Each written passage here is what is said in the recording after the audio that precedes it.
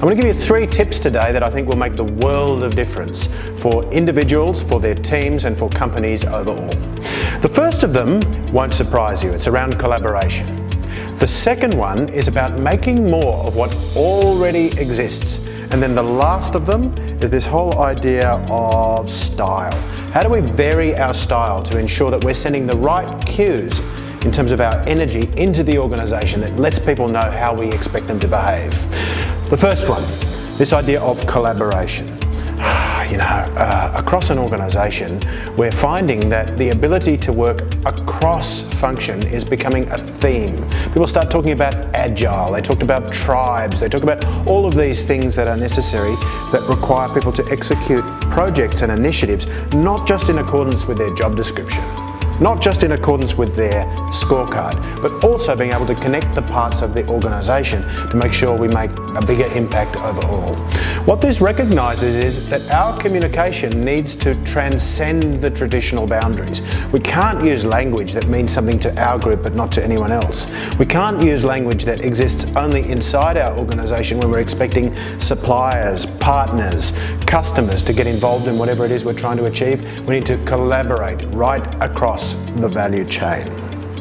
The second part of the conversation is about making more of what already exists. Now, budgets are hard to come by, right? All of our margins are being squeezed. We're not getting the same customer pricing that we used to, and the costs that we're incurring as we deliver our products and services are on the rise. So we're having to deal with things on a tighter and tighter margin. Now, one of the things I've observed is very often we're solving the same problem in multiple parts of our organization. Now, if we're not connecting and communicating across the organization, we won't be aware of that. The ability to have conversations widely will ensure that if the problem is solved over here, that we can lift it and move it across to solve the same problem or a similar problem over here. Now, the last of them is this whole idea of style. Now, whenever we ask people, what's the number one thing that you see in terms of poor communication? They come back with monotone.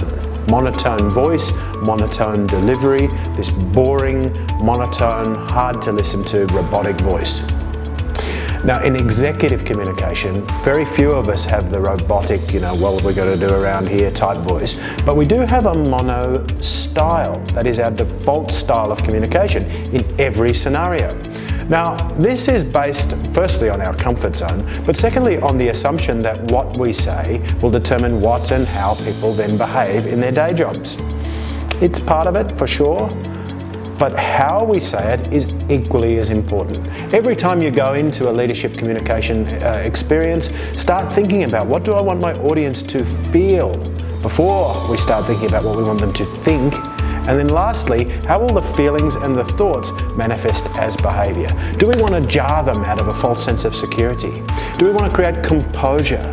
Do we want to create excitement, fun, vitality, the raucous amusement that sometimes is required when we're seeking to make a big, exciting change in our business? All of those things, when we employ them with thought and variety, make the biggest possible impact to your leadership communication.